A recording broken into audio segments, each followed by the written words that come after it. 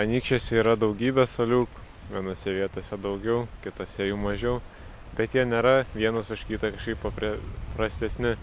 Visi jie yra unikalūs, visi jie yra skirtingi, visi turi savo plius, savo minus, dėl to jie yra geri, kaip ir anykščių žmonės.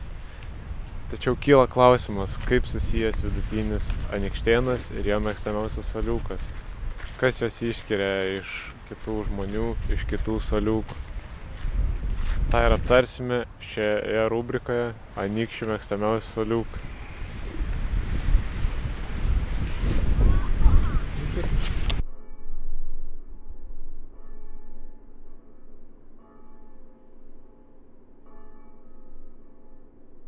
Tai prisistatyk mūsų žiūrovams. Kas tu esi? Aš esu Rapolas Pilinka. Einu į 2A klasę. Ir įsivaizduojat, nors labai panašus ir dabar labai plykas, panašus savo brolį. Čia yra iš tikrųjų jaunesnysis Pilinka. Taip, tai tavo suoliukas yra šiaip labai sceniškai vietoje, matosi visa miesto panorama. Ar tu save priskirtum kaip stebėtoją tokį? Nežinau, aš ateinu į spotą, aš pažiūriu, aš pasigrožiu kažkiek, bet nesakyčiau, kad aš stebiu. Aš labiau grožiuosi. Tai tu labai meniškai paskirtus, matai kaip menininką ateity gal? Tiesą sakant, nelabai, bet šiųjų gal. Nežinau, neįsivaizduoju. Kokios ryties tu menininkas norėtum būti? Aš noriu kažką daryti su gitarom, bet ne grojimą ir ne muziką, o gamint kažką. Kas tave labiausiai žavi šitoj panoramai? Manau, tiesiog visur kitur Anykščiuose, daugumoj vietų Anykščiuose yra, sakyčiau, pakankamai gražu, bet vat šita panorama yra tiesiog tokia depresija.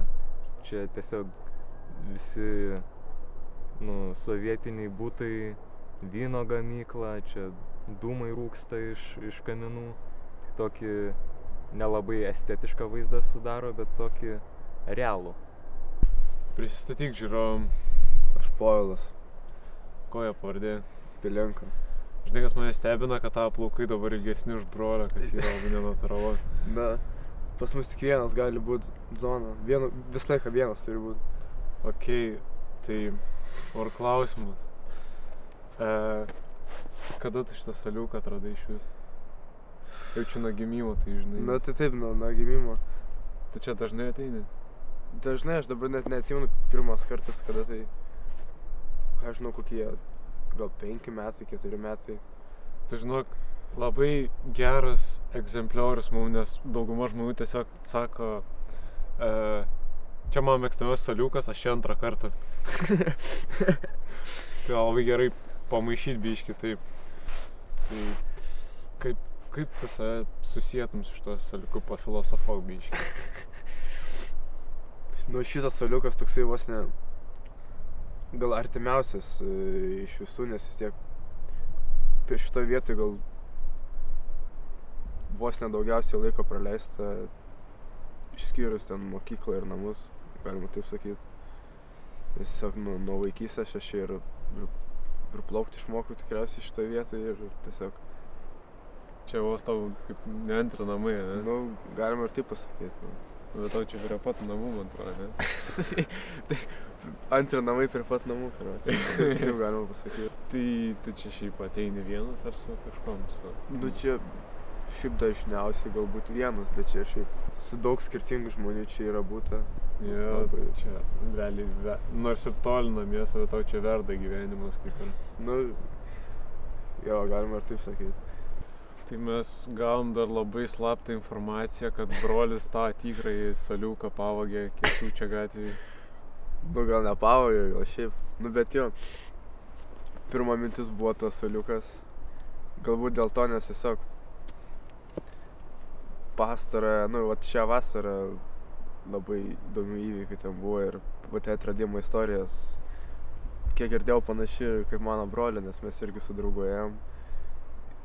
Bet iš tikrųjų ten buvo visai taip kitaip, nes kaip tą suoliuką aš atradau, tai buvo, kad dariau kino namų darbus kažkokius ten, kažką filmuoti reikėjo. filmavau Kęstučio gatvėje kažką tai. Tada privažiavo draugas, sako, aš tave nuvesiu vieną vietą, kur daug gražių viskas matysis. Blema, čia skamba kaip pasiūlymas sportuot narkotikus. Bet taip, iš pradžių taip baisiai atrodė, nes eini ten iki garažo eini, tu sakai, what the fuck, žinai, Jo, kur čia bus. norėjau klausti, ar tu brolį parodai, bet supratau, kad ne. Ne, aš brolį nerodžiu. Prie pat. Tai, kiek pasakai, tai prikolna žmogus. Tai gal ir vietą galima kokią revoliuciją padaryti.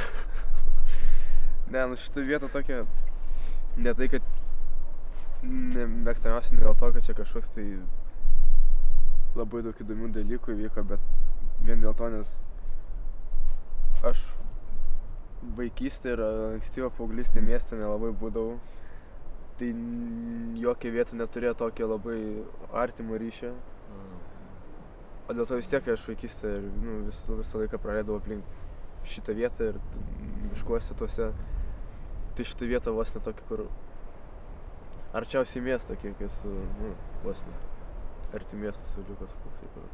Tai, sakykim, jeigu tu turėtum pasirinkimą būt mieste arba namie, sakykim, praleisti vakarą, tai tu namie labiau norėtum. Jo, tikriausiai jo, jeigu, nebent su draugais tada galbūt. Aš esu Vanesa. Aš esu Aida. Tai jūsų Sauliukas tikriausiai yra pats nuošaliausias iš visų, kuriuos filmavom. Tai pasakykit, kuo jūsų draugystė iš šitą vietą ypatinga? Jeigu nuoširdžiai, tai mes čia tik tai dabar antrą kartą. Jo. Bet mums tiesiog mes labai gamtiškos esam. Žinai. Man tai aš visą laiką būdavau kitoj pusėj, kur yra Dainuškė. Tai ir visada matydavau šitą Sauliuką. Ir galvodavau, kaip iki jo nusigauti, nes jis labai atrodė fainas. Ir tada Aida man parodė, kur yra šitas Sauliukas ir kaip iki jo nusigauti. Nes aš vaikystėje čia pastoviai eidavau, tai Jo. labai nostalgiškas. Jo. Ta Jo, ir fana. mums, kaip sakai, kad nuošaly tas Sauliukas, tai dėl to tikriausiai ir patinka, nes mums patinka ir tai... mums patinka, neseniai vaikščiojom, ten tiesiog, kur yra tokia kaip kaimo atmosfera, visur vien tik pievas, man taip gera. Tai va. Lietus irgi ypač patinka. Paminėjai vaikystę, tai jūs draugės nuo vaikystės šiaip? Ar? Ne. Ne. Realiai tai pradėjom bendraut prieš metus, jeigu Jo. tai dar valė. Mes galvojam, kad mes abidvi labai kažkokios keistos, man atrodo. Ja, mes tiesiog labai esam drovios ir nešnekėdavom vieną su kita. Jo, jeigu mes kažkur tai kartu būdavom, tai kažkodėl niekada nerasdavom bendros kalbos. Ir tiesiog tylėdavom.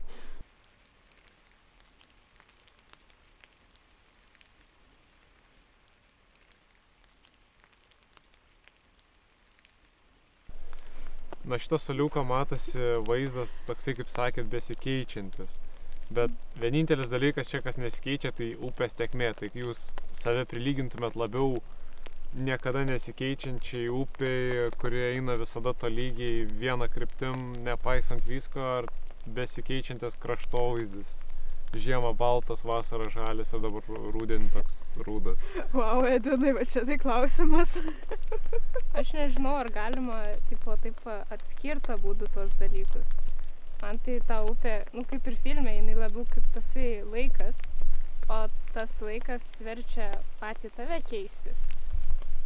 Tai aš sakyčiau labiau šalia upės, bet besikeičianti, bet negalėčiau būti ir be tos nuolatinės upės. Nežinau. Aš tai vienareikšmiškai, kuris keičiasi, nes nusenė, aš tai tokia nepastovi. Nu, tai prisistatyk žiūrovom.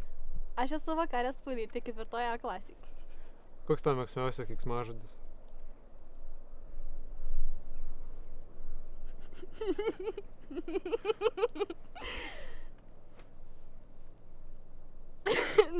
Aš... Paparaliais. Solidus pasirinkimas, tai ką tu čia ateini paveikti savo iš to mėgstamiausio Sauliuko? Šiaip čia labai gražių kadrų gali pamatyti, pirmas dalykas. Antras tiesiog upė, faina. Tiesiog atsipalaiduot. Tai tau patinka atsipalaiduot? Kokiais būdais? Gamtoje būti, sėdėti ant suoliukų. Prie upės. Labai dar faina girdėti paukščius. Ar tu girdi paukščius, kai jie ten yra, ar kai jų nėra? Kai yra. Kai yra? Vasarą ypač labai smagu čia būti. Tai ar turi kokių linksmų arba nelabai linksmų įsimintinų istorijų iš tos vietos? Kaip sakiau, čia man tai geri prisiminti, nes būnu dažniausiai draugu. Bet gal kokį konkretų?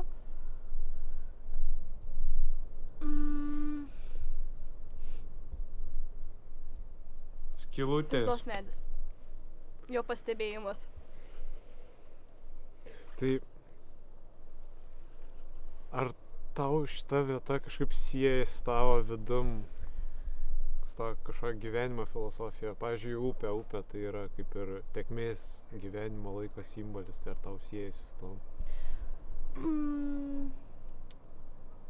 Žinai, manau priklauso dar nuo laikotarpio. Vasarą, pavasarį, žiemą, tai žinai, visada keičiasi. Bet sakyčiau, gal ir taip. Nes visada šita vieta keičiasi, kaip ir žmogus keičiasi, žinai. Tai ar tu save laikai kaip upę tokį besikeičiantį žmogų dažnai? Jo. Sakyčiau taip. Įvairiapusiška tokia.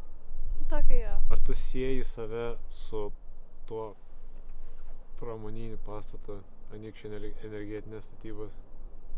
Ne. Ne, tai jis ten šiaip tiesiog. Ne, man jis niekada nebuvo įdomus. Bet negadina tavo vaizdą čia šitos vietos. Ne, bet man jis nieko man nedomina. Ta domina tas medis, taip? Taip. Man irgi. Tyliai.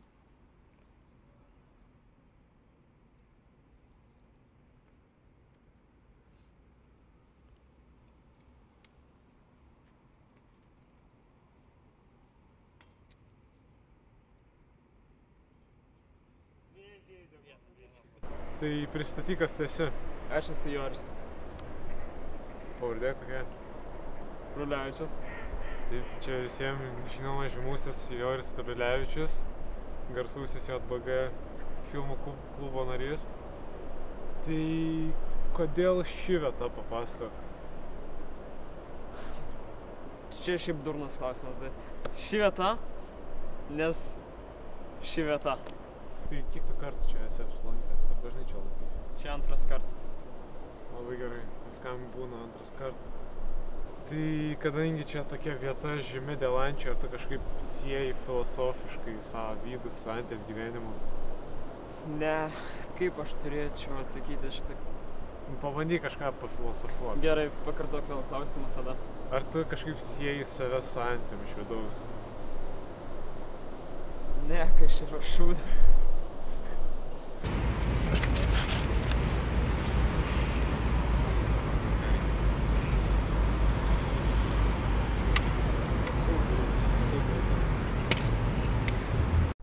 Taigi, apibendrinant, mes išsirinkome kelis anykštėnus ir parodėme jų mėgstamiausius suoliukus.